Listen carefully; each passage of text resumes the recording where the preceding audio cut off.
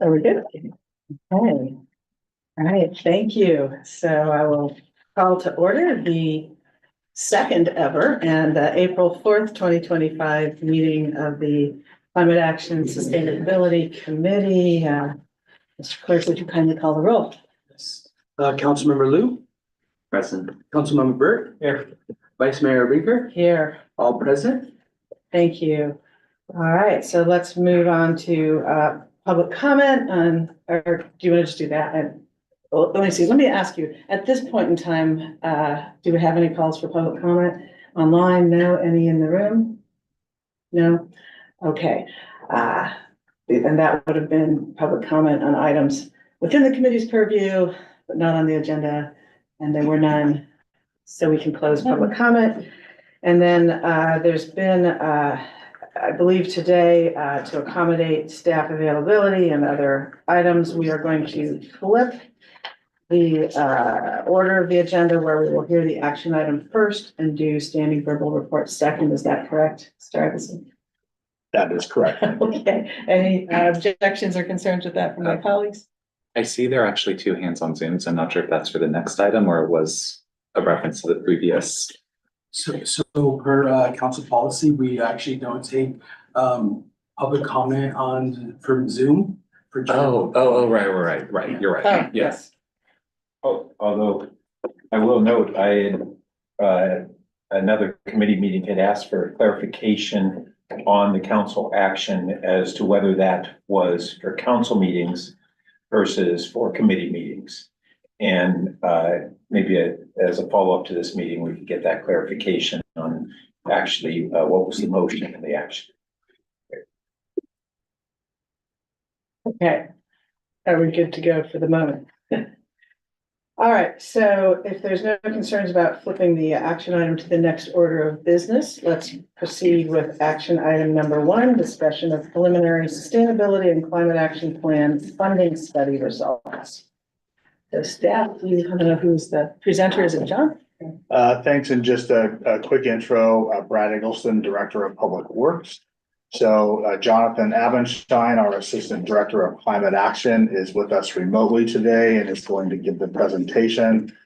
We also have Jared Landsman from E3, the firm that's preparing the SCAP funding study, available to answer questions and for the discussion. And then per the issue of changing the agenda around, we have staff available for this item until 2 p.m. Okay, thank you. So Jonathan. All right, thank you. Then let's go toward this, and I guess Jonathan. Good afternoon, committee members, council members.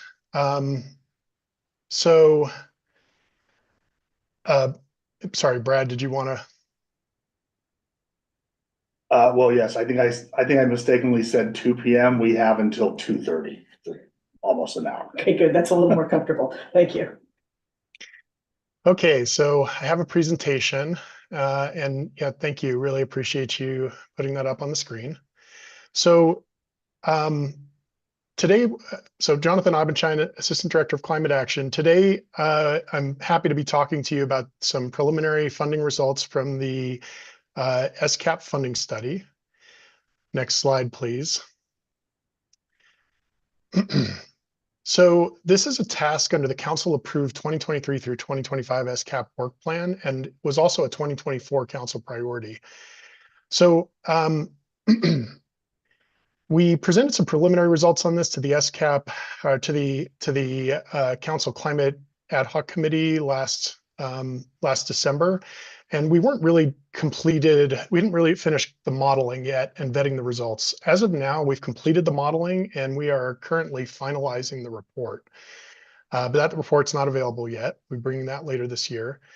But given that we have a sense of the insights from the model already, we're already in the process of developing potential strategies for scaling up climate action based on those insights that we got from the modeling. And so today I want to share some of those insights and strategies with you. And this is in the spirit of bringing the committee up to speed and also letting you all know what we're intending to do in the next few months and getting your feedback on our planned next steps and potential strategies we're looking at. Next slide, please. All right, so the goal of the SCAP funding study is to work out the costs of a large-scale climate transition and the strategies and the funding sources that are going to be needed to make that scaling up happen. It's being done under a contract established with E3, part of Willdan, and E3 has done a lot of these macro level climate themed strategic analyses for the state of California and other states. And Willdan has an international engineering practice and actually runs electrification and efficiency programs for the investor-owned utilities throughout California. So they both have a lot of experience. And E3 and Willdan are helping us not only with the funding study, but also with our EV charging strategy, and also with identifying electrification opportunities in multifamily and non-residential buildings. This slide notes those studies and also some other studies we're doing that inform our strategy for scaling up the SCAP and our important parallel efforts. Next slide, please. So in the first iteration of our SCAP funding study, we modeled 3 scenarios. And you have to remember that part of this funding study is to develop a model that can be used to model additional scenarios through this year and on into the future. It's meant to be a living model. So we've been developing this model, and we have a first simple iteration just to get a sense of the boundaries. So first, we had a low local action scenario, which represents what we project could happen if we rely on state and regional mandates only to drive EV adoption and building electrification in Palo Alto. And then we modeled the high local action scenario, in which Palo Alto is a leader on climate, aiming to achieve the 80 by 30 goal. And the contrast between these 2 scenarios helps us understand what we would need to do differently in Palo Alto to achieve the 80 by 30 goal, what we would need to do differently from the region. The medium scenario is a placeholder in the model that sits somewhere between the high and low local action scenarios. It represents a living scenario that we can adjust to reflect actual council priorities and adoption levels in the community as they evolve. Next slide, please.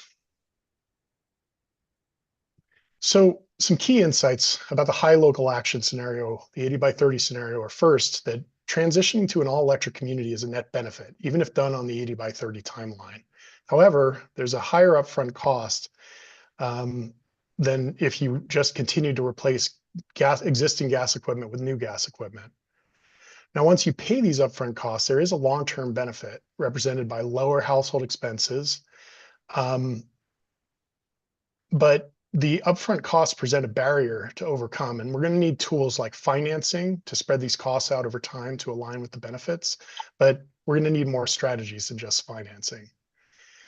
The other key insight is that the benefits overwhelmingly come from vehicle electrification. So we're going to need our greatest creativity in designing building electrification programs where the long-term benefits might not entirely offset the higher upfront costs.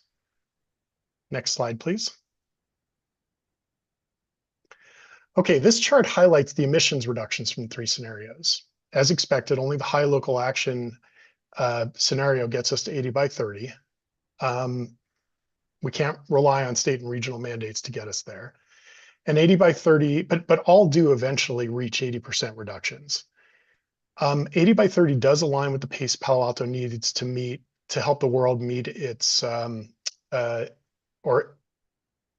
the pace Palo Alto needs to do to make its contribution to helping the world meet the goals set in the Paris Climate Accords to avoid the worst effects of global warming. And this isn't only staff's evaluation. We also worked with ICLEI, who runs a program helping local communities identify how quickly they need to act to align with the climate accords. And they found that Palo Alto's 80 by 30 goal is about the right pace. Next slide, please. All right, I talked about how contrasting the high and local action scenarios shows what we need to do differently if we want to lead the region on climate. And the difference is really in building electrification. If we follow the regional mandates, we ought to be able to achieve 80% reductions by around 2038 just by relying more heavily on vehicle electrification. These charts here show the contributions of different technologies to the 80% reduction goal under the high and the low local action scenarios. And that, we don't need to go into it in detail. I just want to point out that that big yellow pie piece is vehicle electrification. And the thing is, it takes time for the vehicle fleet to electrify, and it can be really hard to accelerate the process. Although if we fail to build out our EV charger network, we could hinder that process. So if we wait longer to achieve our 80% reductions, we can do it with less building electrification. But if we want to lead, we need to focus on building electrification more. Next slide, please. Okay, so this chart shows the emissions reduction and the cost effectiveness of various electrification measures needed to reach 80 by 30. And this is a complicated chart, but the way you read it is that the width of a box represents the total emissions reduction from that particular technology. So again, using vehicle electrification, light duty vehicle, LDV electrification as an example, you can see that it reduces well over 70,000 metric tons. In the high local action scenario, it reduces well over 70,000 metric tons of emissions. And then you on the left column, or sorry, the y-axis, you're able to see the cost per metric ton. And vehicle electrification is below the line, and that means it's a net savings on a cost per metric ton basis. And as you start, and what we've done is we've looked at all the different potential technologies. We've evaluated their cost on a dollars per metric ton basis and taken into account other factors like the rate of, the speed that the vehicle fleet can turn over to estimate how much of that technology we could use to achieve 80 by 30. And we've moved from the least expensive technologies all the way up to the most expensive. And so you can see building electrification, commercial and multifamily space heating is right there in the middle. It's kind of break even. And then as you travel farther to the right, you start looking at single family space heating and then water heating of all kinds. Those are a little bit more expensive. But what we have found with this study is that it's really an all hands on deck sort of effort, that you really have to focus on electrification in all areas, even the more expensive areas, if you really want to achieve those goals. Next slide, please. All right, this chart shows the effect of building electrification on the household expenses for a single family home, just to bring it down to an individual level. So what you're seeing here is a comparison of 3 different scenarios for 2 different homes. So the 3 bars on the left represent the annual household expenses for a household with air conditioning. The first column shows a mixed fuel home with a gas vehicle, and then you're seeing the electricity use, the natural gas use, gasoline use, and vehicle maintenance all included in there. And what you're seeing here, if you move to the second column, is that when, most of the time people are going to electrify their vehicles before they're electrifying their home, although not always. If they do that, that produces a savings of about $2,400 per year in that second column. That's savings from gasoline and vehicle maintenance primarily. And then when you move to the third column, if the households, if we're talking about a household with air conditioning here, replacing that air conditioner with a heat pump and replacing the water heater with a heat pump water heater and replacing the other appliances, then eats into that savings from the vehicle by about $650 per year. Now, if you look at the 3 columns on the right, it costs a lot more to electrify a home that doesn't have air conditioning. It reduces those vehicle savings by about $2,000 per year, but that person still sees an annual reduction in their household expenses by electrifying. Next slide, please. All right, so the results at the community level are similar. There is a large net savings, mostly from vehicle electrification, that offsets the community cost of building electrification. So here, what you're seeing is a snapshot of the community's annual net benefit from transitioning to an all-electric community in 2030, 2040, and 2050. On the right, you see the benefits. So that's the avoided gasoline, cost, they avoided gas commodity costs, and they avoided vehicle maintenance. And on the left, you see the increased electric supply for those electrified homes and buildings and vehicles. And then you see, so this model assumes that these that the higher upfront costs of building electrification are paid off over time. And this includes also building up the EV charging network as well. And so that debt expense, that green that green bar there represents the debt expense from paying those higher upfront costs off over time. The blue part of the bar is the same. It's just a different form of repayment. So what this chart's telling us is that if we can overcome these upfront costs, there are long-term benefits to be gained. And you can see that the net benefit outlined in the green hashed bar in the 2030, 2040, and 2050 scenarios. And I just want to note that over the even longer term, after these transitional costs are paid off, all those one-time investments of things like upgrading the grid, all the new electric circuits that are needed in buildings, plumbing adjustments, and other sorts of one-time investments that are needed. The longer term savings will be even higher because we'll only be distributing one type of fuel, electricity, instead of three. And it takes more infrastructure to distribute three types of fuel. Next slide, please. But if we want to actually achieve these 80% reductions and gain those long-term benefits, we need to find solutions that are both compelling to the community and which are financially structured to serve most and even all community members. So the easiest method, which is not the one we'd recommend, is to throw upfront incentives at the problem. But this strategy, because of the huge quantity of incentives that are needed, this approach involves issuing a lot of debt and finding a new long-term revenue source to pay back the debt. That could involve raising utility rates or taxes. Now, I will say that preliminary analysis puts this revenue need at as low as $15 a month for the median household, which is offset by net benefits that are well over $15 a month. And this might be a deal that a lot of Palo Altans could be comfortable with.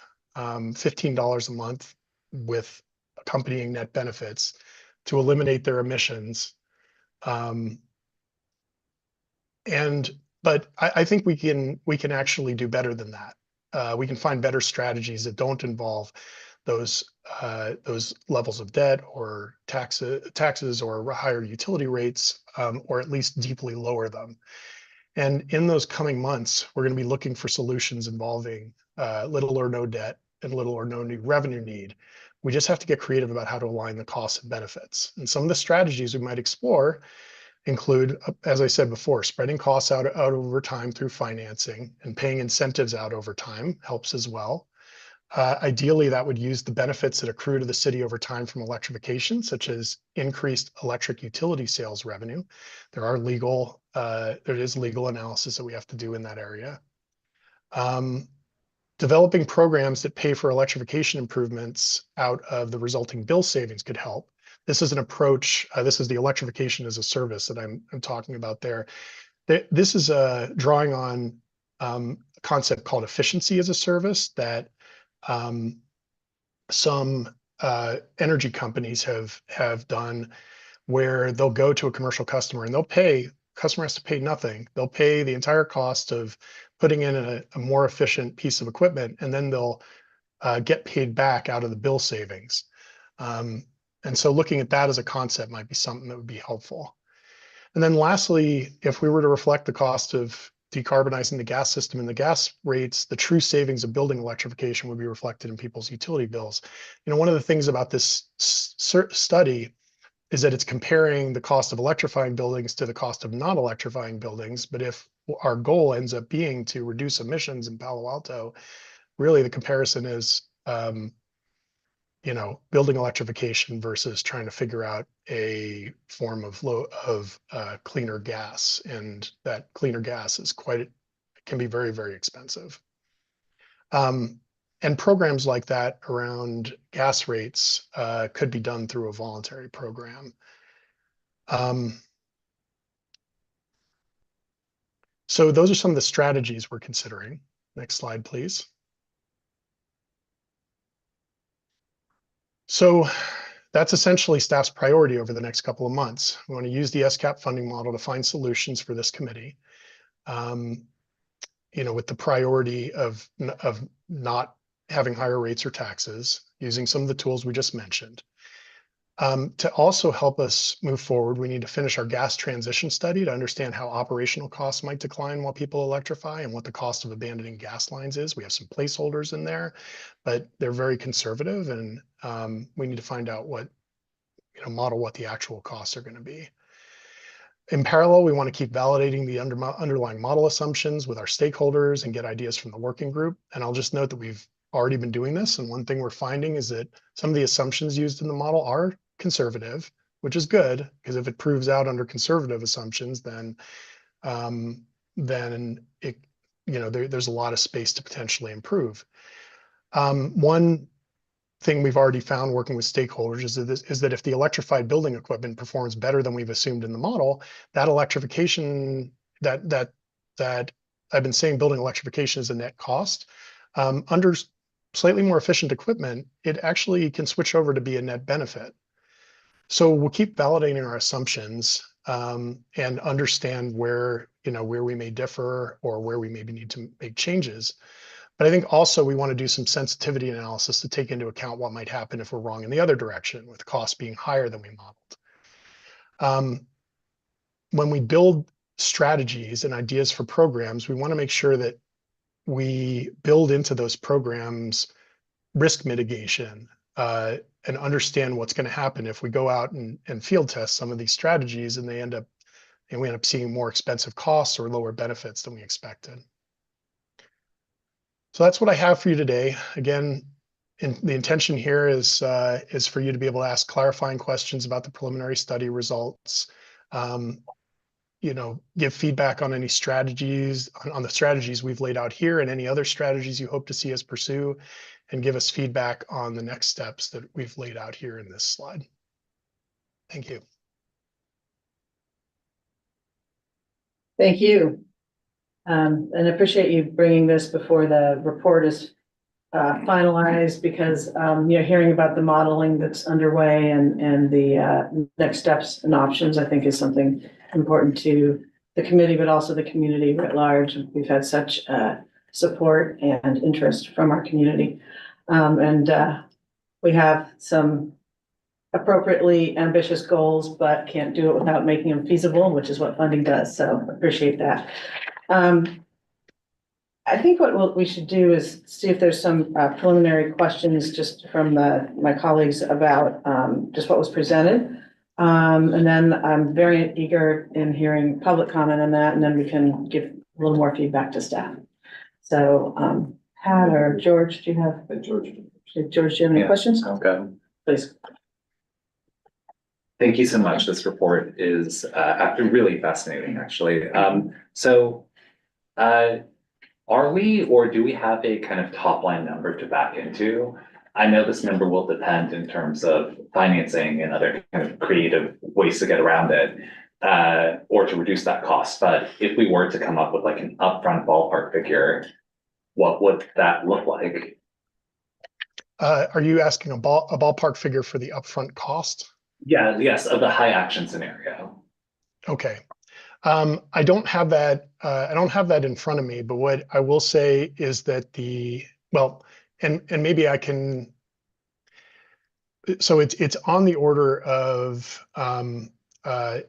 hundreds of millions of dollars in upfront investment, offset by hundreds of millions of dollars, or offset by the long-term benefits, and offset by the avoided costs of installing gas like for like equipment. And I think you just have to remember that when you look at an entire community, the amount of investment that the whole community puts in every single year into new equipment is hundreds of millions of dollars a year. So that's the order that we're talking about.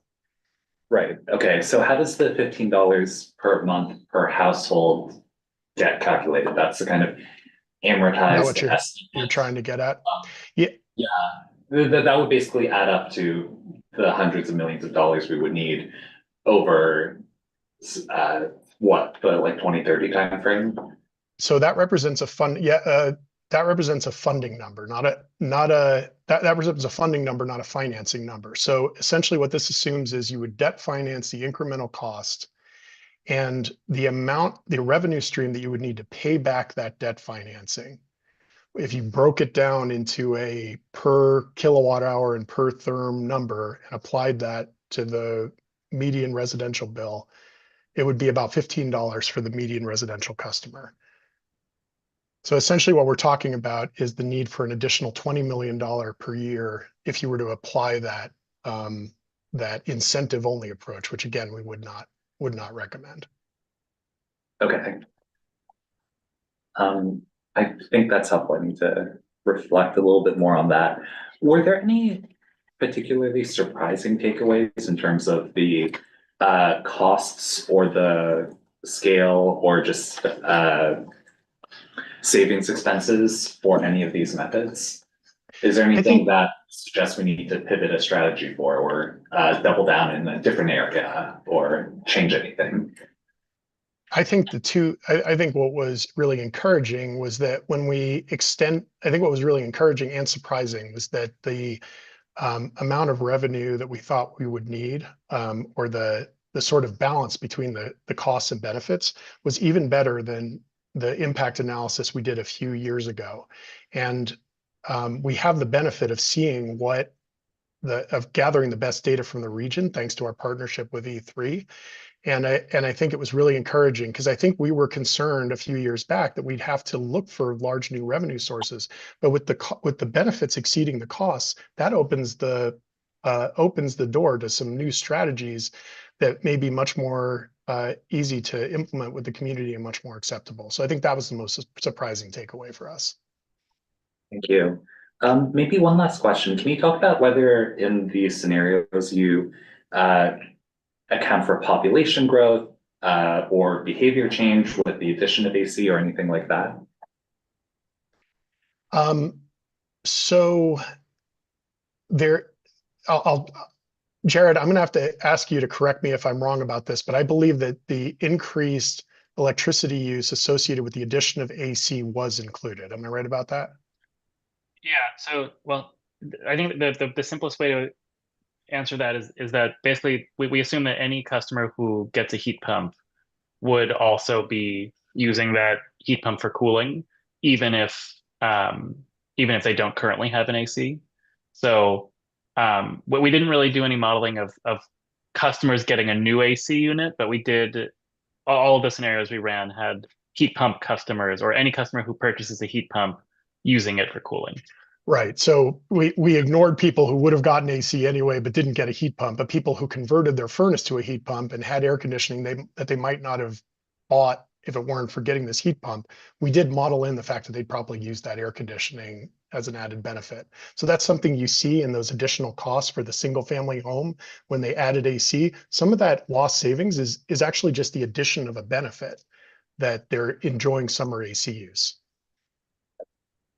Did I answer all of your question? I feel like there was one other component to I may have missed. Was population growth also included in the model? This was all about retrofits of existing homes, and it assumed all electric construction going forward. And that may be something that we need to probe on a little bit because of the Ninth Circuit Court decision. This project got started before the Ninth Circuit Court decision. So. Right, but that also assumes new population might mean new vehicles and other emissions too. But it's good to hear that the overall assumptions are conservative, so there may be some wiggle room for these things, though. I also realize that population growth is hard to predict in this kind of model. So those are my initial questions, and I'll pass it on. Yeah, thanks. So first, I really appreciate that this analysis is making real progress each time we've seen it, and in general, looking more favorable.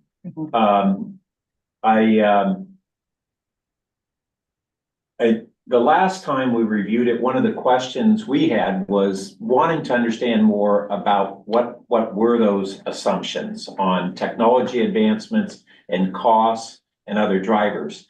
And I didn't see anything in here that filled in that information.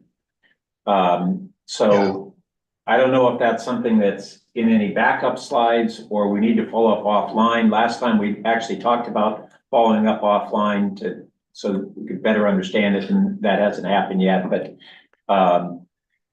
that's really fundamental to understanding the premises that this is based on.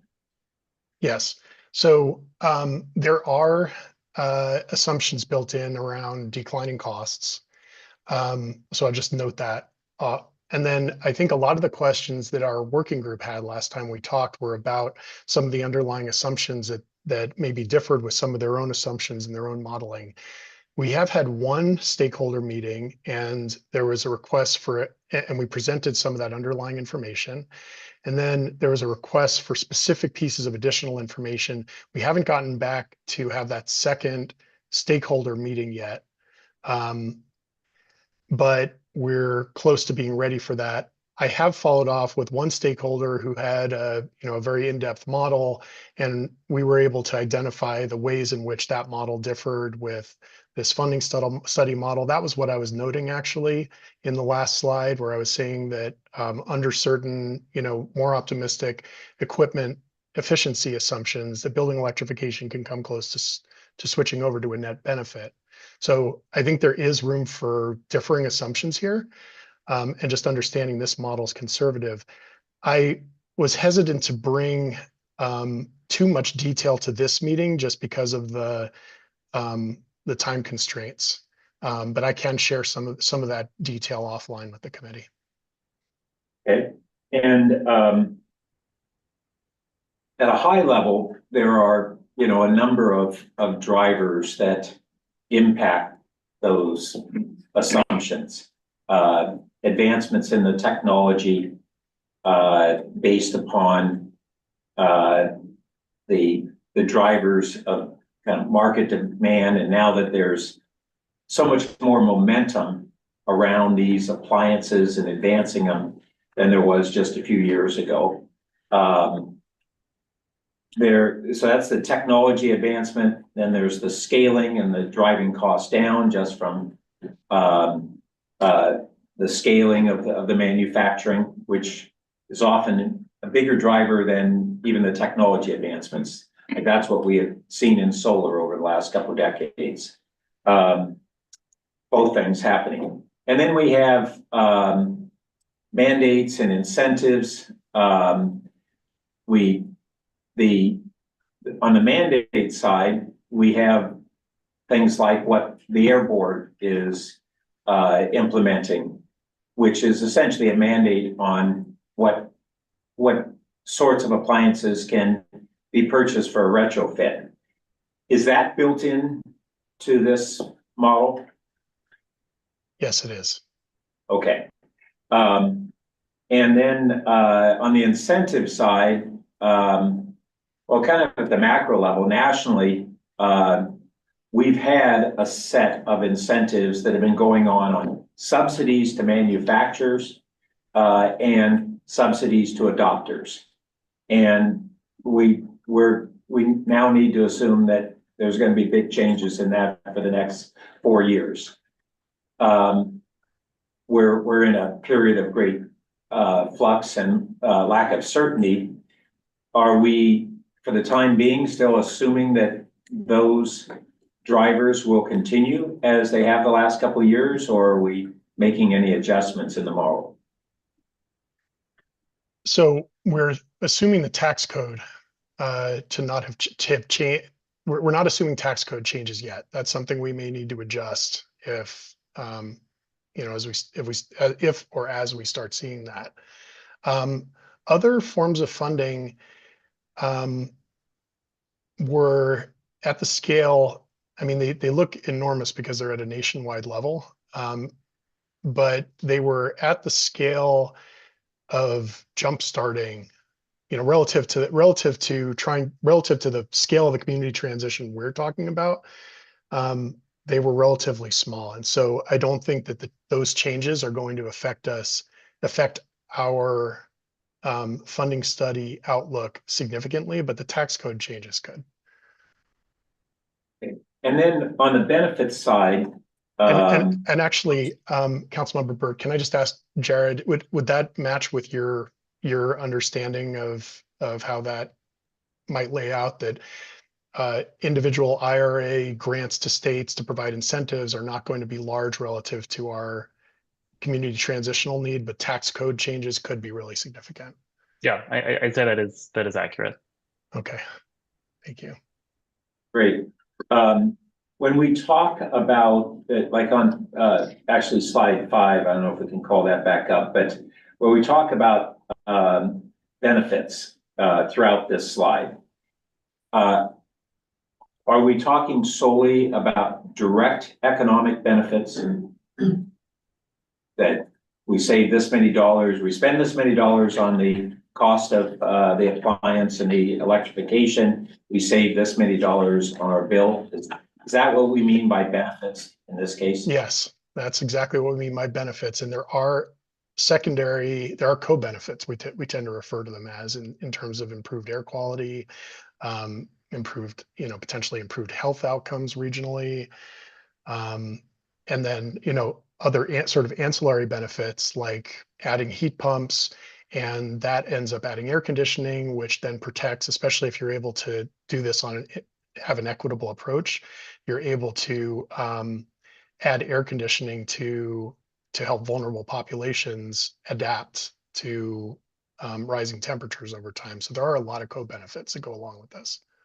So in that category of co-benefits, I can envision that we would, want to make one cost benefit comparison and argument based upon these direct ones like you have done. And then do we have also any estimates of the co-benefits both quantitatively and qualitatively? And the quantitative could be, more broadly on average, but then it could be averaged actually to the household. So the health benefit, for instance, when we put a number on the health benefit, that could be averaged to a household. Yeah, so there are some numbers that the Air District has put out around the regional benefits of to regional air quality. We don't have a lot of information on individual indoor air quality yet, and putting numbers on some of these things quantitatively starts to get to the outer limits of what of our skill set, but it's something we can consider. But qualitatively, we've already done a co-benefits analysis with the last AECOM study that we did, and we can share that qualitative co-benefit analysis back out with the committee again.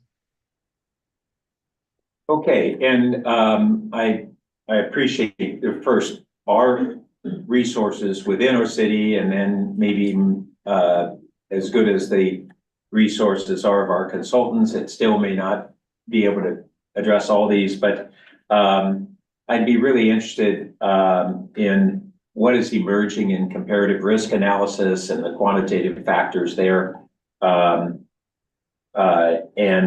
that field, that's the field that not only looks qualitatively but quantitatively on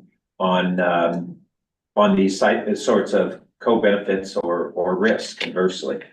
Okay, on this slide 5, the fourth bullet makes kind of a blanket statement that actually your subsequent slides give a lot more granularity to, but I'm concerned that that's a takeaway line that is oversimplified. First, it doesn't distinguish. This is all about retrofit, right? That's true. I appreciate you bringing that up.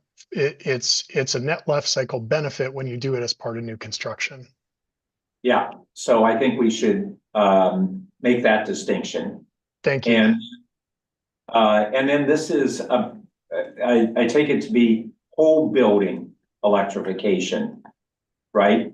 So when we look at complete electrification, this is the conclusion. of a retrofit. Is that correct? Yes, and it's also the conclusion for most pieces of equipment as well. But again, it depends on the assumptions. If you tweak the assumptions slightly more optimistically, some of these appliances flip over into a net benefit. Yeah. And, okay. And that goes back to, I'm going to be real interested in that what those assumptions are on declining. Did we make, just at a high level, there's assumptions on declining cost and increasing efficiency of appliances, is that correct? Jared, can I turn to you? Was it primarily declining costs, or was there also increasing efficiency built into the learning curve? It was primarily focused on the declining costs. Okay. We did not, yeah, we did not incorporate any sort of significant technological changes. It's more the assumption that as heat pumps get more dominant in the market, then there's sort of an assumption that from more of a contractor side, some of those costs are able to come down. Yeah, so there may Okay. be some additional upside benefit on the efficiency as well. Although the faster we move, the less we're able to take advantage of those efficiency benefits over time. Which, But yeah, I've seen, every few months, significant announcements on greater efficiency. Now, I'm with you that I think the greater decline or the greater improvement in cost benefit will come from scaling and declining costs. But there clearly are greater efficiencies. And, I alluded to the solar example. Our greatest cost reductions have just been from scaling, but the efficiency of panels has continued to improve at the same time. And both factors matter. So I don't know whether anyone has yet mapped the efficiency gains that we are seeing in these appliances, like we have seen efficiency gains in battery density versus just battery cost, or in solar or wind, or every one of these fields. We're seeing efficiency gains, and they're going to continue to happen. Yeah, I think I can actually speak to that a bit. So I do agree. I think that we are definitely seeing technological advancements in heat pump technology. I think a lot of the advancement that's taking place right now is really focused on getting heat pumps to operate more efficiently at colder temperatures. And so obviously that's not super relevant for the Palo Alto climate. But I think that is where like a lot of the technological advancements in heat pumps are happening right now. One other thing to consider around efficiency is that at least when it comes to what will dominate the market, I think it's always going to be sort of what is kind of your minimally code compliant heat pump. And we're sort of at the point right now with California Energy Code where because of federal preemption, they actually can't really require more efficient heat pumps to be that like as that baseline. So I do agree over time we might see some slight improvements in heat pump efficiency, but I think it's going to be sort of a minor factor in that overall cost trajectory compared to the cost reductions that'll just come from scaling of the technology and it becoming more of a dominant technology in the market. Okay, well,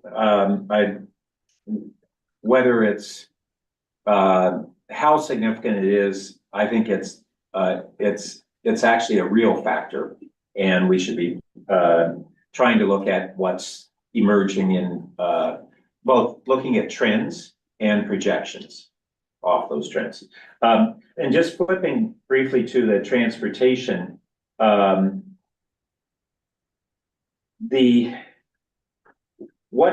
what's the role that we have for mode shift? We have in our in this plan, a 20% mode shift. Has that been built into these models? So we've built in the VMT reductions assumed in our goals and key actions into this model, yes. And those VMT reductions were based on the mode shift? The Art? challenge with the VMT reductions and if our sustainability manager, Christine Luong, wants to jump in anywhere here, please do. But these assumptions, the VMT reductions were based on not any single program, but the combination of all the different programs listed in our goals and key actions, including substantial mode shift.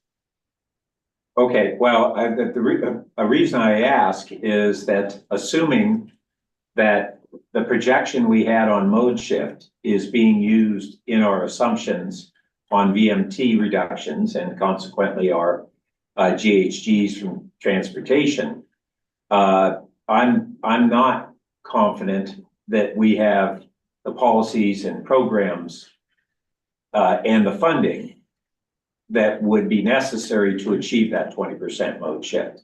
So I think that's one thing I'd like to get a better understanding on subsequently. And similarly, are we making any assumptions on transit as a mode shift of existing transit?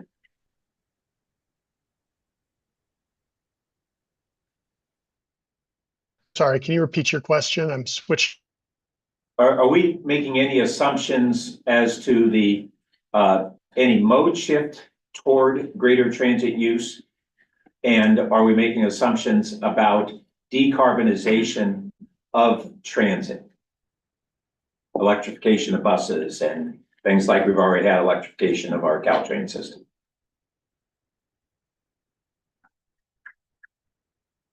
Oh, John, we lost you. You muted. Okay, sorry. Electrification of transit, was included in our assumptions around transportation emissions reduction. Great. Thank you. I'm good. Great. And thank you to my colleagues that helped clarify a lot of things for me as well. And I will try to be speedy to see if we can get in any public comment and perhaps questions before Jonathan has to drop. But first, I did want to just observe that I agree with Pat that this is good news. And in a climate where climate activists are not getting a lot of good news, this is welcome. And I appreciate that we're even to the point that, we're looking for ways to do this with little or no debt or raising taxes. And we have options that we're exploring that may even require few or no additional city resources. So that is bodes well for us doing this. And so that's terrific. And I appreciate that a lot of the modeling is conservative and things like the efficiency increases that Pat mentioned not being factored in makes it even more conservative. So that's also good news in the sense that we may be able to do even better. I wanted to ask just a couple of brief questions focusing on the tentative next steps.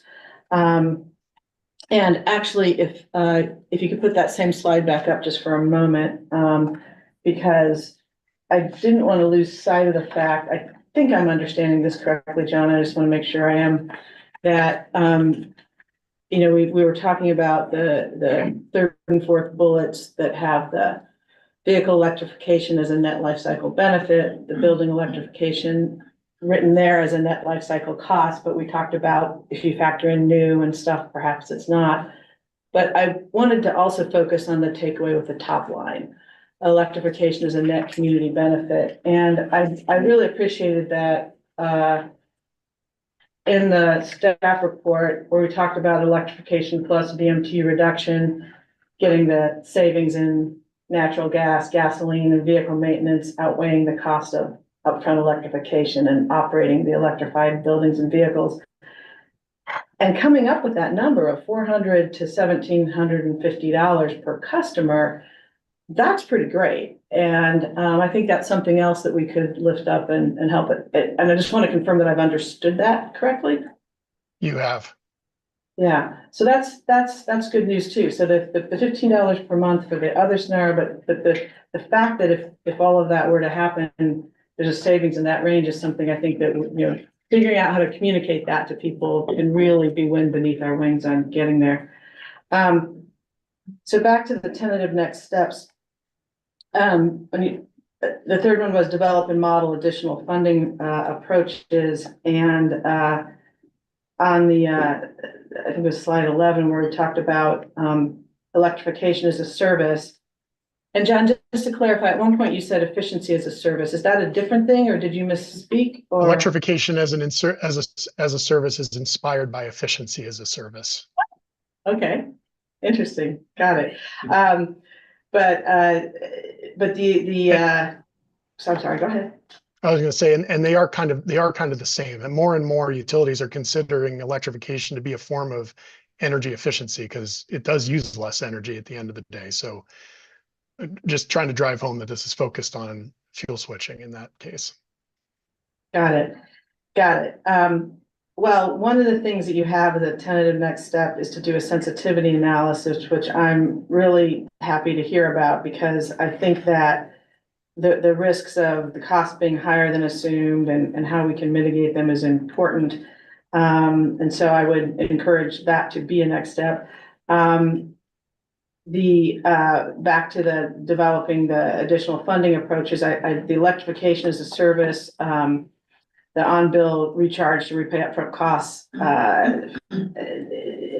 of electrification out of some percentage of bill savings is really interesting.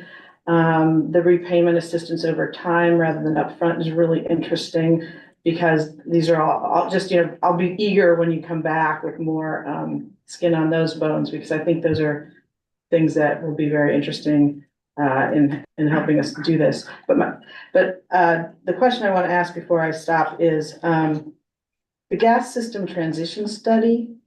I've heard you say that there are placeholders for costs of that in there and that they're somewhat conservative, but what are the assumptions or range of assumptions about the timeline for abandonment and shutdown?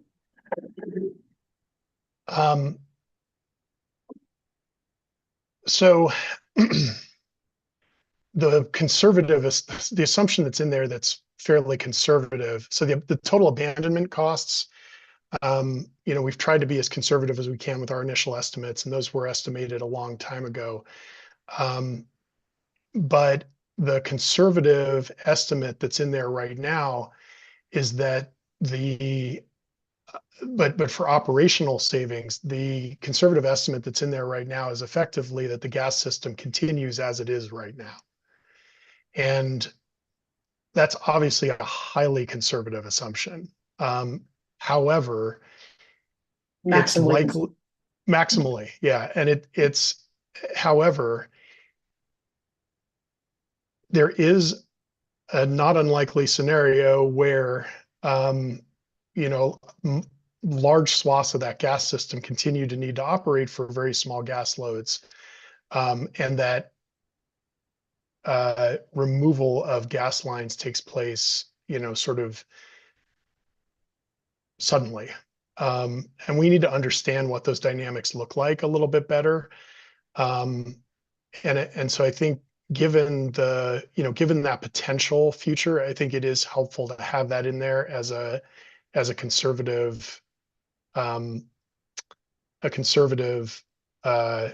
placeholder for now, but I think we can expect that some of the reduction in city resource needs to make all this stuff happen will come from finding ways to actually make abandonment happen and seeing savings, you know, operational savings from that as well. Yeah, that'll be a really interesting conversation when that comes back. Do you have an estimate of when that study would be available? We want to try and get some preliminary results by the fall ideally, but we're still working out what we can accomplish in that time frame. We're going to need to bring something, but we may not have the whole study done by then. Got it. Okay, thank you. I'm gonna stop there. I know you just have a few more minutes, but let's go to public comment. Maybe you can listen in as long as possible, and if there are Yeah, questions. I we can want- stay for a few minutes past 2:30. I do want to make sure to hear all the public comment. All right, thank you. Well, let's move to that. Do we have a public comment here in the room and or online? So online, we do have one, and for any members of the public, they would need to fill out a speaker card and submit that. Okay, so let's go to the online public comment while people in the room who are interested fill out a speaker card. Thank you. And so we have two online. Our first speaker is gonna be Bruce H. And Bruce, I'm gonna allow you to speak. Give me one moment. Bruce, can you hear me? Yes. All right, Bruce. Okay. Thank you so much. Excellent presentation. I am glad to see that the presentation and the thinking is increasingly aligning with our viewpoints that we've articulated for some time now. I kudos to this analysis, and I'm pleased to see that financing is increasingly called out as a component of dealing with this issue. We only get 2 minutes. I thought it was up to 30 minutes. What's that? Okay, so I wanted to mention that in terms of the sensitivity analysis of the model, and just to reemphasize that future projected gas rates have a huge impact upon the results of the analysis. And that I don't think has really been brought out in the presentations. It's also true on the flip side that Palo Alto's exceptionally low electric rates, roughly half of what the rest of the Bay Area is paying, are really giving us a unicorn opportunity. We have a huge opportunity to take advantage of these net savings. So I wanted to call that out and just make sure that there are some more sensitivity analysis runs based on varying assumptions of both of those two rates. I wanted to call out that the assumptions of the efficiency in the E3 model are quite low. And the modeling that I've done is used commercially available efficiencies. And in fact, you mentioned the federal standards. You can't even buy units that are at the low federal standards anymore. So it behooves us to really think in terms of standards that are efficiency standards that are available now. I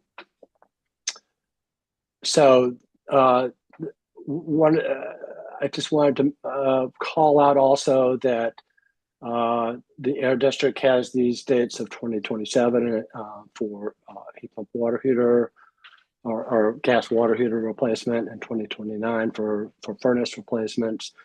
So time is flying by, and so I'm really curious about the timeline for these proposed programs. Thank you. That's your public comment.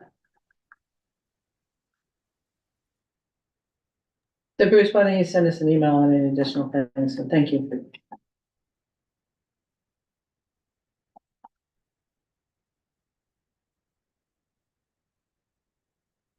Your next speaker is Stephen R. Yeah, hi, this is Stephen Rosenblum.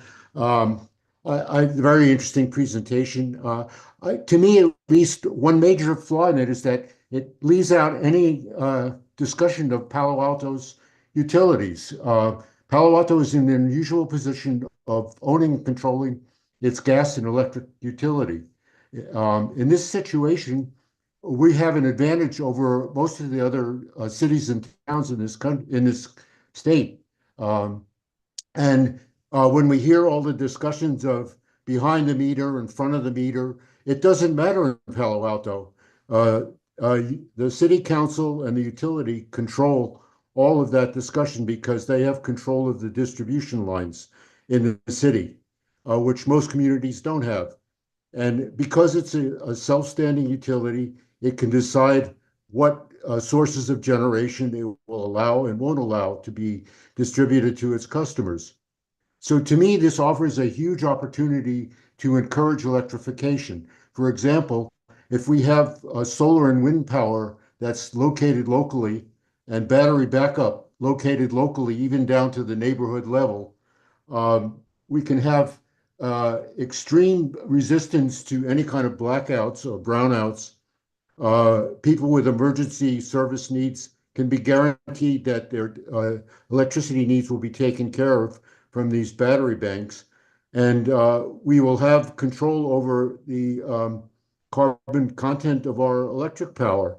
It's not to say Palo Alto could generate all of its power locally, but if we got even 10% from local sources, that would put us in a tremendous position to achieve these electrification goals. And as Bruce mentioned, keep our rates among the lowest in the state, and which is a crucial factor. Make no mistake about it. If electricity gets to be very expensive, people are going to say, I want to stick with cheaper gas, and you're not going to pry the gas out of their hands. So I think costs are a critical thing, and whatever we can do to keep those costs down is important. And as I said, the local storage, the so-called distributed energy resources is going to be crucial for our energy future. So please include Palo Alto's control of its electrical and gas utilities in any future discussions. Thank you. Thank you. Our next speaker is Andrea G. And you can come up here.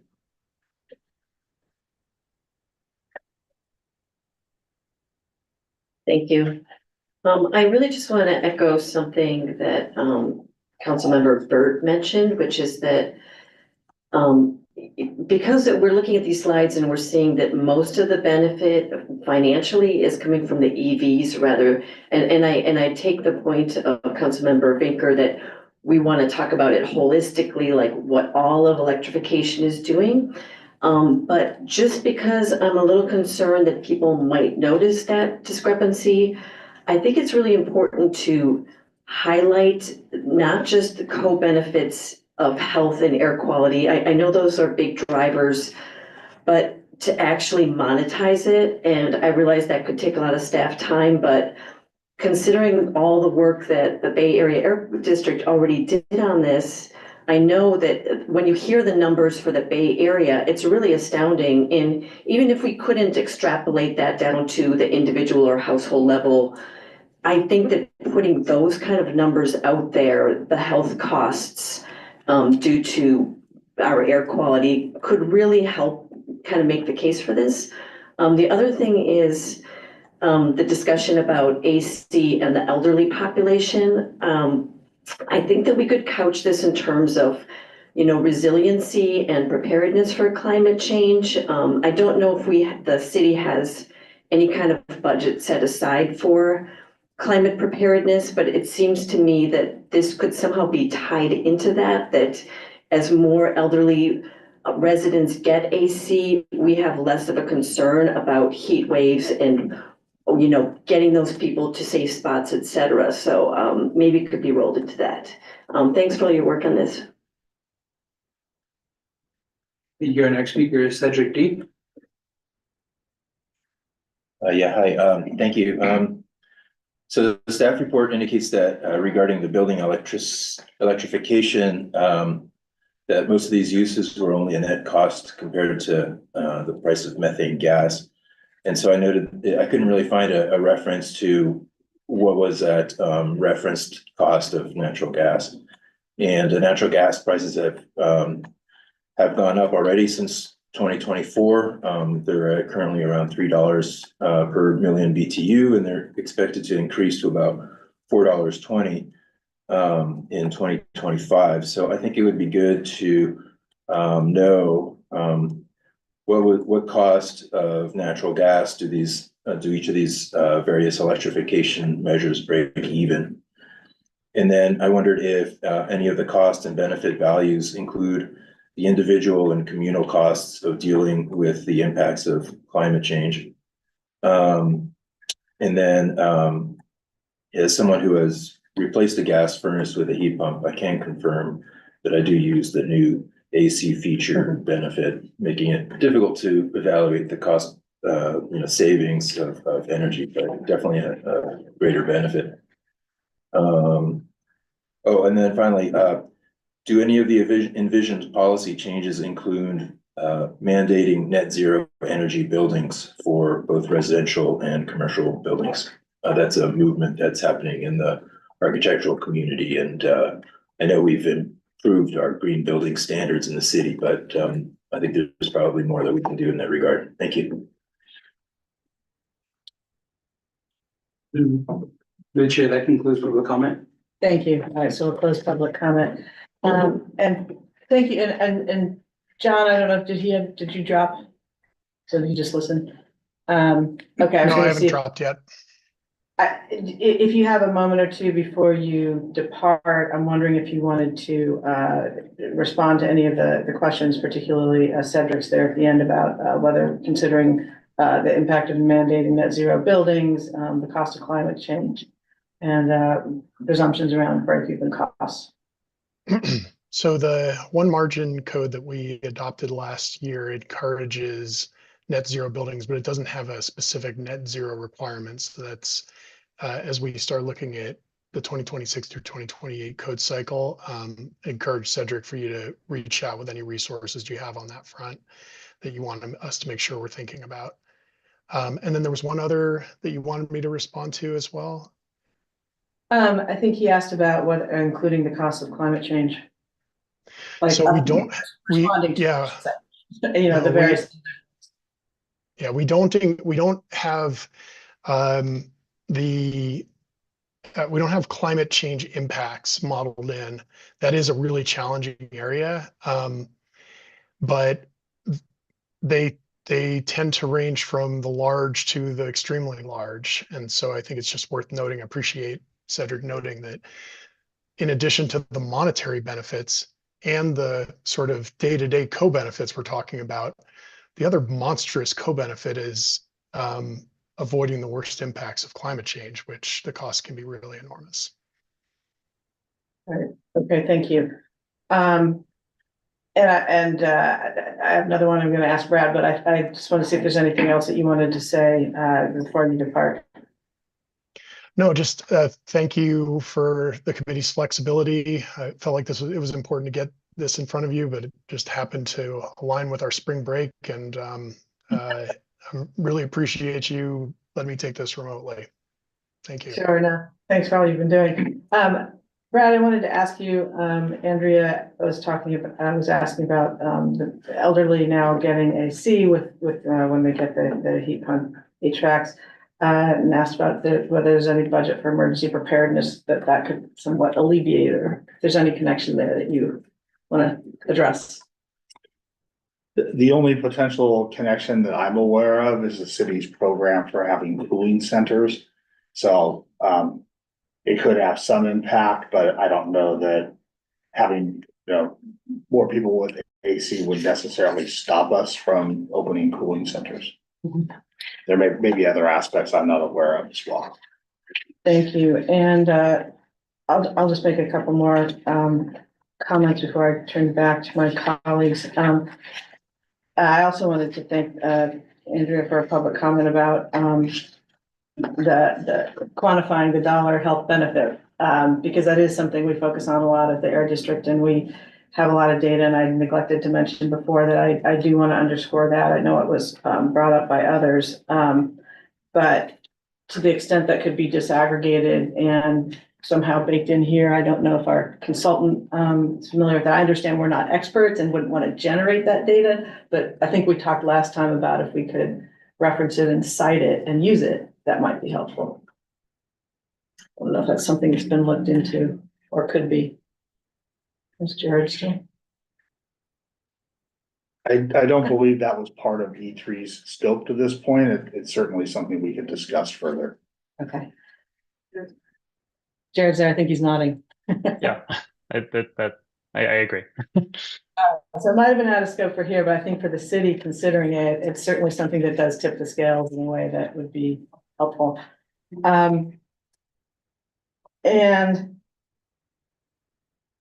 you know, I certainly take note of the gas and electric rates points that Bruce made with respect to our sensitivity analysis and would underscore baking that in, and he underscoring past point about the efficiency assumptions perhaps being low. And but I also wanted to mention that I've been hoping that we can and talk to Brad a little bit about agendizing per Steve Rosenblum's point, the impact and potential impact of DERs and BES systems, whether they, you know, be local or to what degree we could do that, and perhaps agendizing a discussion of that itself and how that fits into the city's SCAP work plan and goals.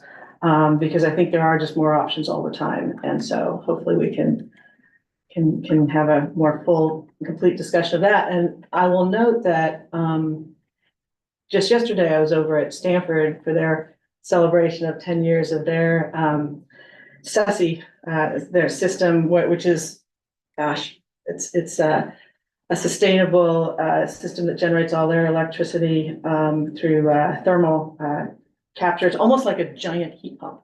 And it's fascinating and inspiring and encouraging. So I think just thinking creatively about all those things is something that could help us not just achieve the goals, but financially.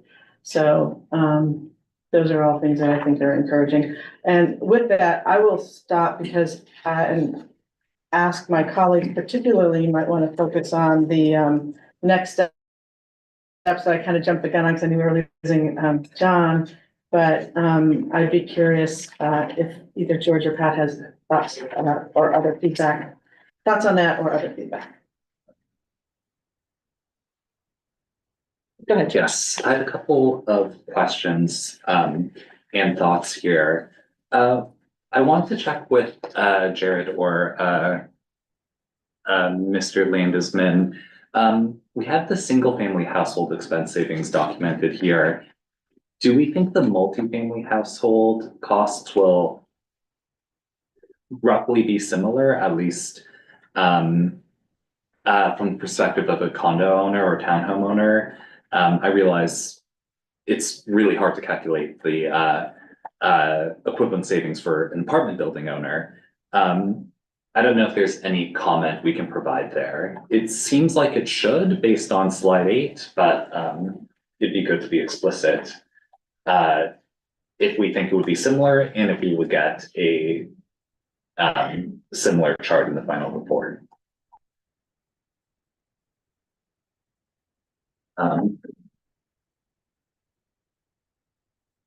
Maybe we. I'm not sure if we anymore. still have E3.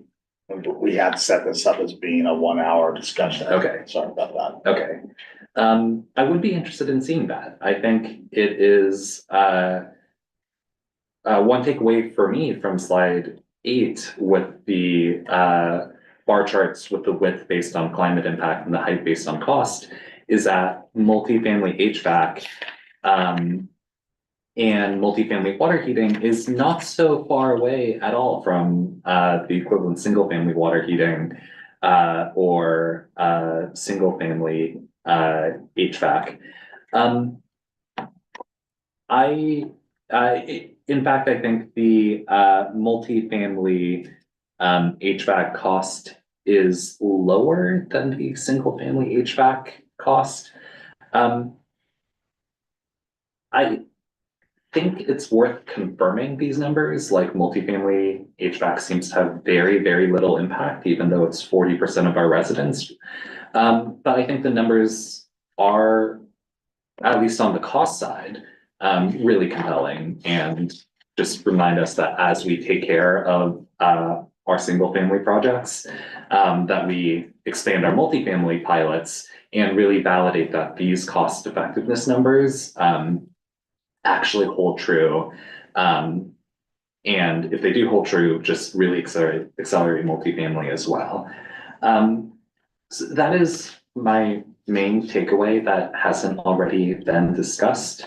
And yeah, on the whole, I really appreciate this analysis and appreciate the next steps that we're taking on this. Thank you. So a number of my next steps, I think, were really included in my previous questions, that I'd like to see those incorporated. I also, on this first an issue of the broad code benefits, not only the health, but in something like a combination, a heat pump combination washer dryer has a real significant economic value in terms of the space that it saves.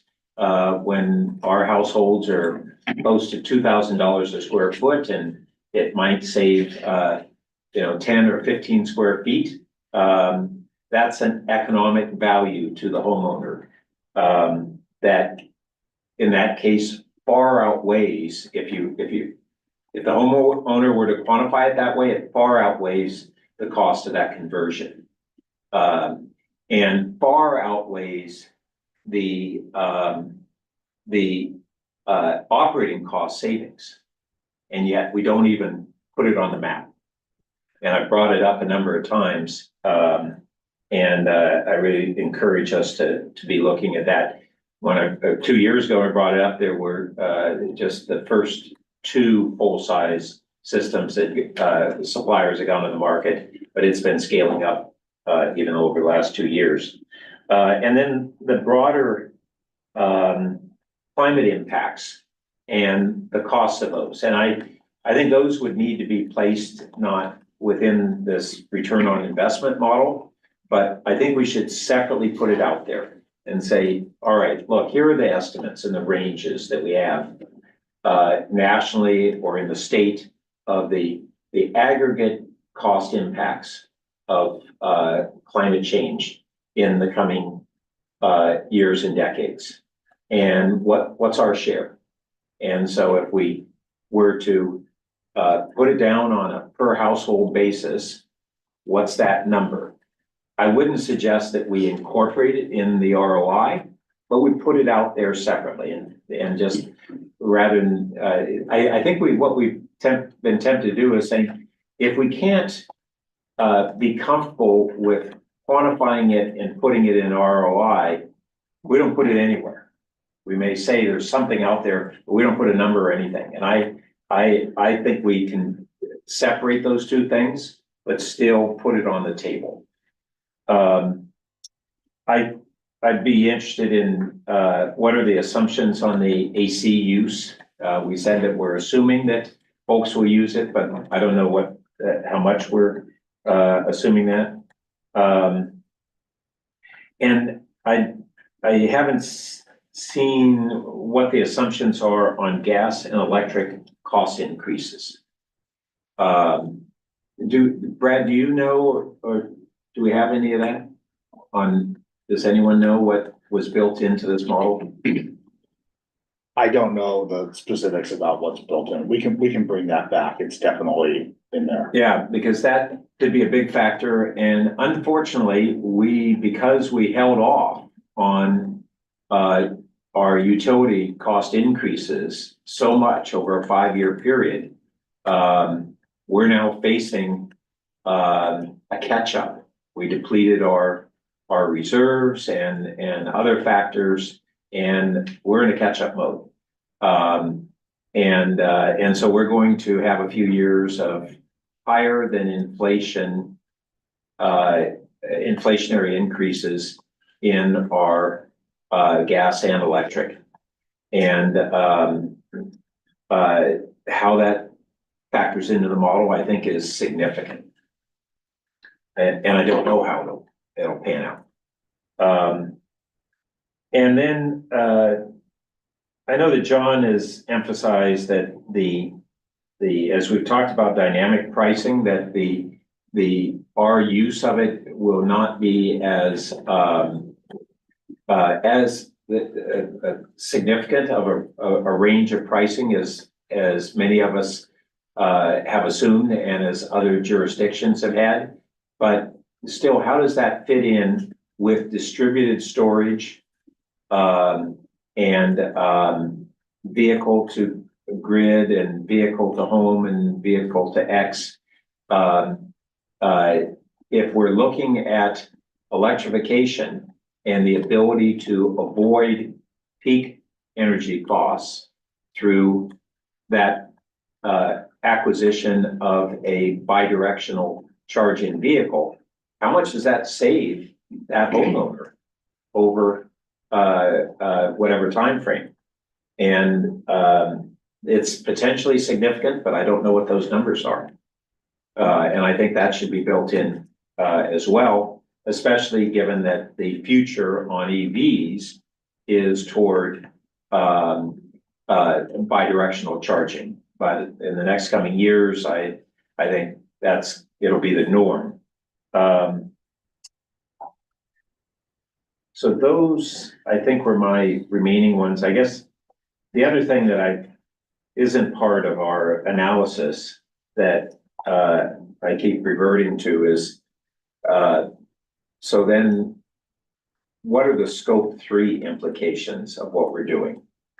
And even though we have not adopted a goal for scope 3 GHG reductions, we need to be, absent of having set a goal, we need to be looking at how our actions affect that nevertheless, and begin to really have that discussion, because on the horizon, that's the next set of goals, is really around all of our GHG impacts and not merely our energy consumption. Okay, thanks. Thank you. And I don't have much more to add other than to say thank you. And I will say with the scope 3 reductions, I think when Brad talks about some of the next agenda items, perhaps even next time we might be able to fit into, we'll be talking about the next SCAP work plan for the next period. And so perhaps we can, consider those and have a good discussion of that then. Anything further from you? Well, just briefly, I'll say a good discussion, a lot of good input, questions and suggestions. I'm kind of bucketing them into 3 areas, I think. One is requests for clarifications and more information. So I think there's some things that are in the model that are details not in our presentation that we can pull out and provide. There were some other things that are suggestions about sensitivity analyses, various other things that could be in the model. I think that's useful for us as we think of what are additional model runs that we might want to do. So we'll take that back. And then Chair Vinker, to the point you just made, a lot of other topics have been brought up that aren't really in the current work plan. However, one of our goals for this year is to develop the 2026 through 2027 work plan. And that might be something we begin to have even preliminary discussions about at our May meeting. So those will be good to keep in mind. Can I just add a note that as much as we are now asking, thank you very much for all this great information. We want more. It might be helpful to understand, and for our community to understand, where the depth of our plan and programs compares to other jurisdictions, and where we're at or leading at the forefront, where any others have done things that are different in certain aspects ahead of us. But I think overall, we're among those that are really treading new ground, important ground. But as much as we're saying, thank you very much, give us more, I want to acknowledge that this is really on the cutting edge among what cities are doing. And I think you mean substantively, not just with respect to funding and cost because of our electricity, you mean generally. I mean, our whole climate plan and, the various, now that we're moving into these strategic programs, that's really where we're now in a next phase of, really, working through all the myriad of issues that are involved in this. Yeah, just wanted to clarify since it was a funding item, but thank you, agreed. George, anything else? No. Well, I want to thank our public commenters too, both in the room and online, because working with our community is the only way we're going to get to success here too. So thank you for taking the time to be here, and thank you. That was a very robust discussion. Okay, so now let's go back to our standing verbal reports, and we'll start with Director Eggleston for staff comments. Yes, thank you, Chair. I do have a couple of general announcements. So this year's Earth Day Festival, Sunday, April 27th from 1 to 4 p.m. It's at the Palo Alto Arts Center. We'll have 38 exhibitors, including Sequoia the Bald Eagle. A lot of fun activities planned for all ages. There'll be garden tours, story time, bike demo, arts and crafts, a photo booth, and even more than that. And then in addition to that, there's a California Avenue Third Thursday Earth Week event that's on Thursday, April 17th from 6 to 9. The city will also have some tabling there with climate action, sustainability, transportation, and urban forestry staff there. So those are some upcoming things. I think we had a note on here that we wanted to talk a little bit or give an update on the role of the working group and how that's a little different now than what it has been in the past years the working group's been with us. So just wanted to clarify that with the climate committee now following the Brown Act procedures, there are some changes to that role of the working group. And just for the public's awareness, the working group is a group that's currently 10 community advisors who were invited to join the group by previous years' ad hoc committees, and they've continued. And this has been and remains a very valuable resource for us to discuss and vet SCAP implementation plans and ideas. Just want to be clear that the working group still exists, and we are very much looking forward to continuing to benefit from their expertise. The main change that's happened is with the Brown Act procedures in place for the committee. Formally now, the working group is advisory to staff rather than advisory to the committee itself. So what does that mean in practice? Really just that while working group members are highly encouraged to attend these committee members like today's and participate, the participation at these meetings will be the same as members of the general public. And then staff will continue to schedule separate working group meetings as we've done in the past. And committee members can continue to attend those, but only one committee member at a time can attend one of those meetings. Staff will also continue to share perspectives from the working group with the committee at these meetings, just as we've done in previous years in the coordinating meetings between staff and the ad hoc. And the other change is that any changes to the working group's composition would be now managed by staff. So just in summary, really, we expect the working group to continue to be an important, vital contributor to this work. The input will be more to staff and less directly to the committee than it has been in the past.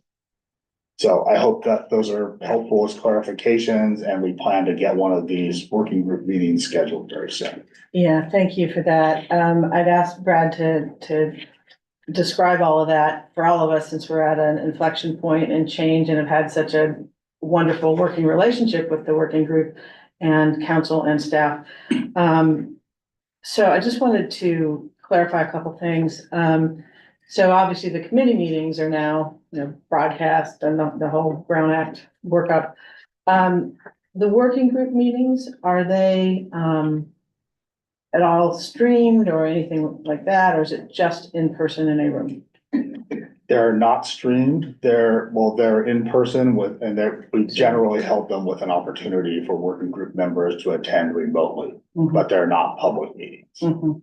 Okay, so, I was just thinking that if they were ones that were viewable, that, another council member without participating as a participant could watch, but we can work out and perhaps let each other know when we're planning to attend so that, people don't not attend if they think someone else is there. Because I think it's nice to hear firsthand, what's going on there. And while staff would, invite or appoint community members to the working group, I think staff could still, take input from council members, but filter it as they see fit to actually be in charge of the appointments. Is that perhaps correct? Absolutely. Okay, that's why I wanted to clarify those two things. Okay, thank you for that. Did you, I don't know if that's all on that point, but if so, do you want to move on to the lawn signs? Yeah, so we're gonna talk a little bit about the lawn signs. So Megan Horgan Taylor, our Chief Communications Officer, is here for that. Thank you. Megan Horgan Taylor, the city's Chief Communications Officer, and I have the fun job of showing us the new designs for our lawn signs. We took feedback from the working group meeting, incorporating a number of different kind of competing comments actually. And part of the opportunity at the meeting was to come up with two designs that tried to weave together different areas of focus. And so what I'll go through a little bit today is two different designs that are really very different from each other, but they in some ways are similar. So we tried to connect some dots for the community itself. And just to note, as part of the rollout of the lawn signs, there's a lot of different ways that we'll do that outreach. Part of it is we're currently working through contacting all program participants to ask them about testimonials and interest in taking video testimonial or sharing just written testimonials that we would use in marketing materials.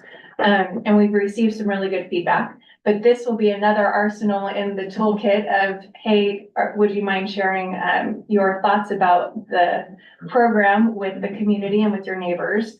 And so this first sign you'll see is more about our heat pump water heater dude, girl, person. They are great. And our heat pump it up slogan. This is more kind of program marketing feel to it than you'll see the other one in a second. It does tie to one of our slogans, which is save money and time, but also save the planet one home at a time. So that's kind of the two messages that we talked with the working group about. Some of the working group members, mainly some of the younger working group members, had a lot of comments around the cartoon feel and really liking the funness of that overall aspect, and sort of the colorfulness of these drawing the eye in as you're walking down the street. So we did incorporate a lot of that opportunity. The other side Before you flip that over, I'm wondering if you can hand it to Brad or George or someone, because it's not showing up. You're on a fuzzy camera. We have some fuzzy cameras in this room, and I just want people online to be able to see it. Are you on a less fuzzy camera? Let's see. Well, I don't know if it'll, hello, Oh, Al. yeah, actually, Yeah, that's better. Yeah. works. There we go. Thank you. Now he's You're a really multi-talented. Yeah, but it's inverted. Well, there, yes. This one's. I don't know. Anyway, As a okay. follower, Sorry, I I just wanted, It was a mirror image. did you want him to flip it over? Sure. Okay. So the second You're the slide spokesmodel. is the where the information is a little bit similar on each sign, which is a focus around the city's 80 by 30 goal. And so that is called out, and also the prominence of our city logo. That was something that specifically all members of the working group had similar feedback around. So you'll see that as part of both of the signs. And again, trying to get It the is- owl's attention for those online. There we go. Yeah, I think you have to make noise. Very Yeah, but why is the owl making. converting into a converting. mirror? Well, on this one, mine is not. Only that one. Yeah. Super strange. It might be only for when we're looking at ourselves, but when we're joining from a different computer,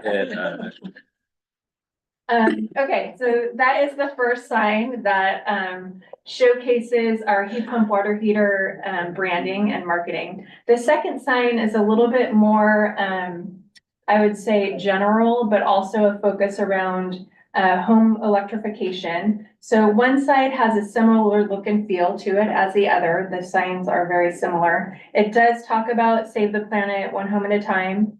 If you scan the barcode, it would go to our switch page, which is all about heat pump water heater. But it does focus more on our 80 by 30 goal on one side. On the other side, it's a call to action for your neighbors. If you are the person who is a program participant and very much take pride in being a part of the program and a trailblazer as we work through the new programming that we've rolled out. And so this site is really ask me about my experience, ask me about, you know, come take a tour of my own, let me show you my heat pump water heater. And so that's really what this is about, is to kind of bring your neighbors in and create a conversation. So those are the two signs, just wanted to showcase those two, but I don't think people can see that one online. Let's try. Sorry about that. There you go. Yeah, Make some I don't noise. Let's see. Is that better? Up there, it's great. Yeah. Was there any naming competition for the guy in this? Yeah. So it might be next, yes, but no, not yet.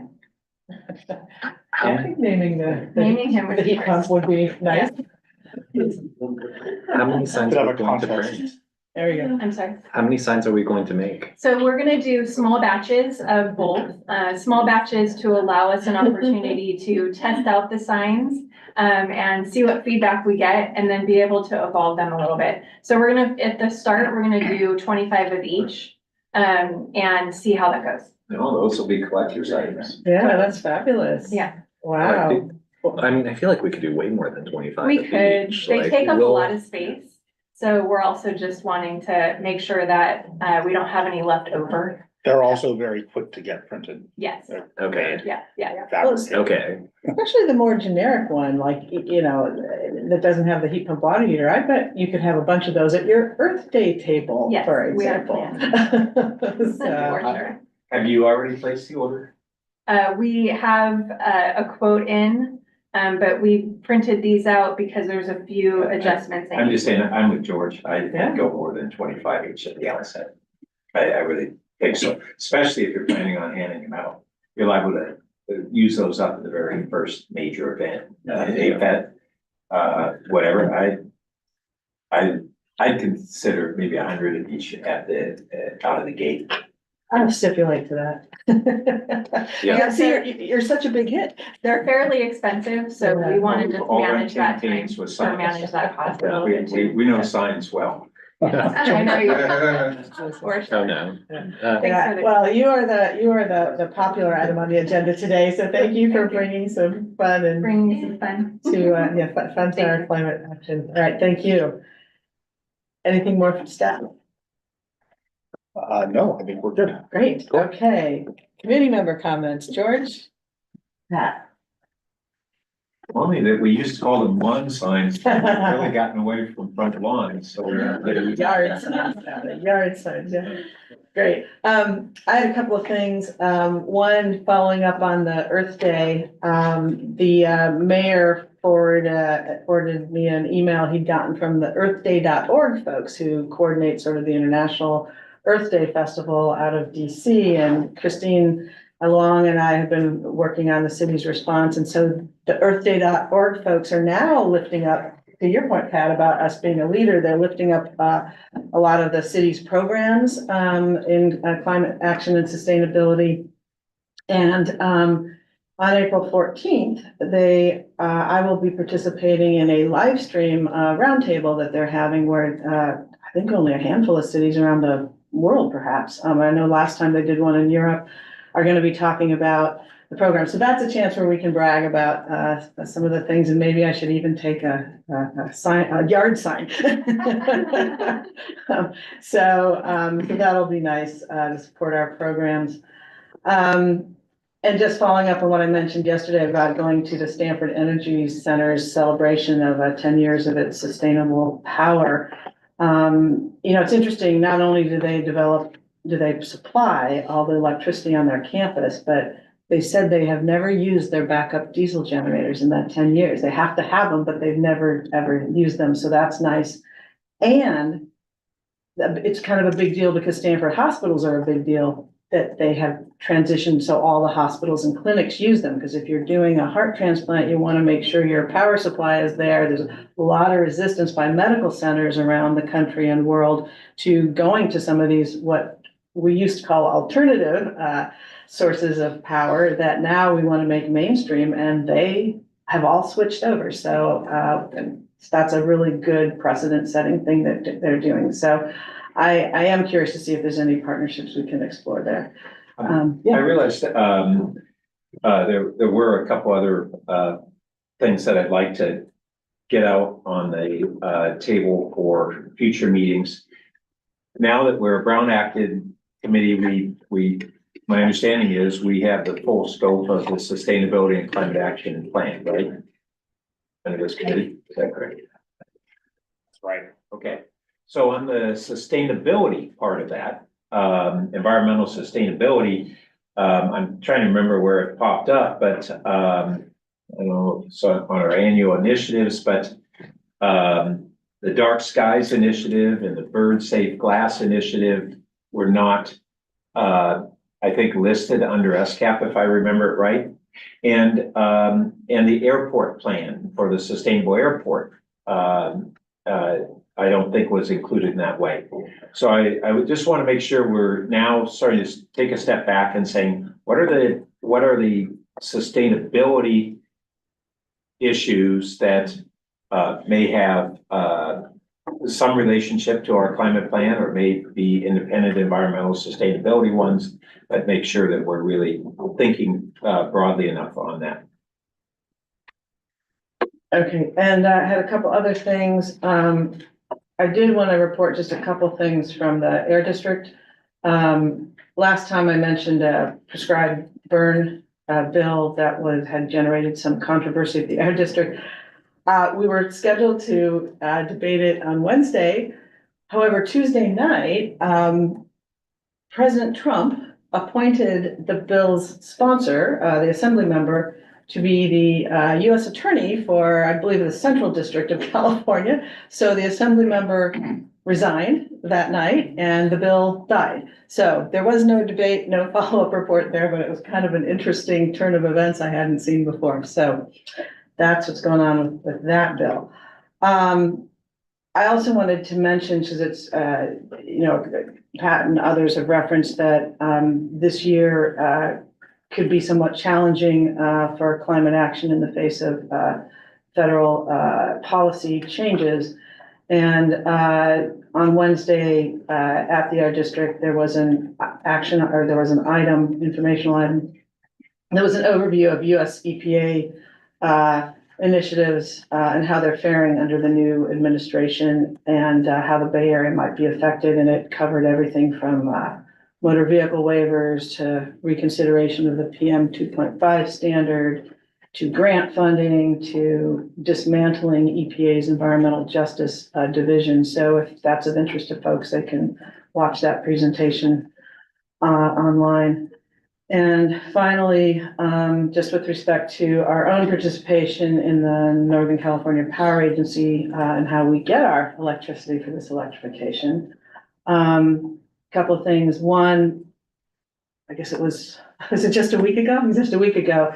I participated in the executive committee meeting for the first time now that we have a seat back on the executive committee, which I think will be quite helpful to the city because we can have both input and a heads up on projects coming up, financials, litigation, legislation from that vantage point. So that's a good new step for the city. We've had that before, but now we're back there. And I also wanted to mention that the city is working on a significant solar power purchase agreement and a battery power purchase agreement for later this year. Last week, the commission approved a smaller solar PPA, but that's not one that this city is participating in, but it should be coming up before the end of the year. So that will be nice for our generation. Can I ask on that? I've been very interested in that brought up before this committee previously. I'm real interested in understanding where we are on our power purchase agreements going forward. Which ones of them are replacing expired agreements, which are looking at expanded electricity capacity, and what are the cost implications of the costs of these new PPAs versus the average of our portfolio, or the ones that are our older ones that we're might be nearing replacement on. Yeah, so I think that, I mean, that's something that I would think that we could get from our utilities department. I do want to note that, of course, with the director's departure and not having a new permanent director, there's, I think, a lot that's being juggled and reassigned in the department. But we can certainly ask for something like that. But with respect to looking at that and looking on a go-forward basis, the other item I was going to report is that at that meeting, and I couldn't attend that. We had our alternate attend that. I attended the executive committee and then had to go to a different meeting. So this isn't firsthand, but there was a preview of the 2026 budget for NCPA. And it should be up for approval at the next NCPA board or commission meeting on April 24th. And in that, the budget will be about 506 million, which is lower than the FY25 budget, primarily due to lower anticipated net load costs. And there's no anticipated increase in staffing of FTEs. So the overall budget should remain, it should be even better than it has been. So what our share is in that, but I know you're looking at the specific PPAs. So I can certainly make an inquiry. Yeah, about and that. even if we don't have that more comprehensive analysis yet, I'd be interested in just this new one. What's its cost? Why are we participating? Is it for expanded capacity or to replace retiring capacity? And what amount of storage is there compared to what we've had in our previous PPAs that had storage? Yeah, okay, because I think those are two separate ones, so we can take those as two separate questions. The battery PPA was, I don't remember the exact number of cities that out of the JPA that are participating, but it's quite a few sharing that cost, and part of it is a resiliency thing. So we can find out those answers to that. And I think that covers my various items. All right, well, wonderful. Thank you all. And our next meeting, future meetings and agendas, Mr. Eggleston. I don't have anything on that, other than, I don't have the date in front of me either, but it'll be the first Friday in May at 1:30. The second, May 2nd. Okay. Did you want to? Okay, all right. Okay, very good. All right, well then.